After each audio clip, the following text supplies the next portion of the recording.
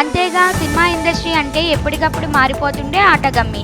ఎవరు మిస్ అయినా, ఎవరు గ్రోప్ చేసినా ఫలితం తర్వాతే తెలుస్తోంది.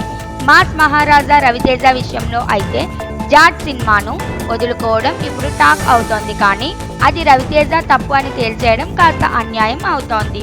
రవితేజ గోపీచంద్ కాంబో క్రాక్ టైంలో సూపర్ హిట్ అందుకున్న సంగతి తెలిసిందే. ఆ హైలోనే మళ్ళీ వాళ్ళు కలిసి సినిమా చేయాలనుకున్నారు. కానీ ఆ సినిమా బడ్జెట్ పెరగడం వల్ల ఆగిపోవడం కేవలం టెక్నికల్ కారణం. అదే కథను గోపీచంద్ మలినేని సన్నీ డియోల్కు చెప్పి బాలీవుడ్ భీమ్ టైప్ సినిమా తీశారు.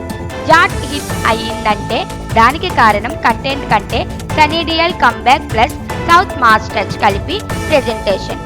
నార్త్ ఆడియన్స్ కు ఇది కొత్తగా అనిపిస్తోంది. కానీ టాలీవుడ్ ప్రేక్షకులకు ఇది ఓ ఎక్స్టెన్షన్ మాత్రమే. రవితేజ ఇప్పటికే ఇలాంటివి ధోనెన్, పవర్ను, బెంగాల్ టైగర్ను, కిలాడీను చేసేశాడు. నిజానికి ఈ కథ రవితేజ చేస్తే నేచురల్గా వేసిపోయేది. కానీ సన్నీ డియోల్తో వచ్చిన న్యూనెస్ సినిమాకి అదనపు మిల్గేజ్ ఇచ్చింది. కాబట్టి రవితేజ మిస్ అయ్యాడా అనేది టెక్నికల్గా చూసుకుంటే అవును. కానీ వ్యూయర్ పర్స్పెక్టివ్లో చూస్తే బహుశా సన్నీ డియోల్కే ఇది బెస్ట్ ఫిట్ అయింది. ఈ కంటెక్స్లో చూస్తే రవితేజ ఇంకా మంచి మాస్ హిట్ కోసం ఎదురు చూస్తున్నాడు అనేది సత్యం.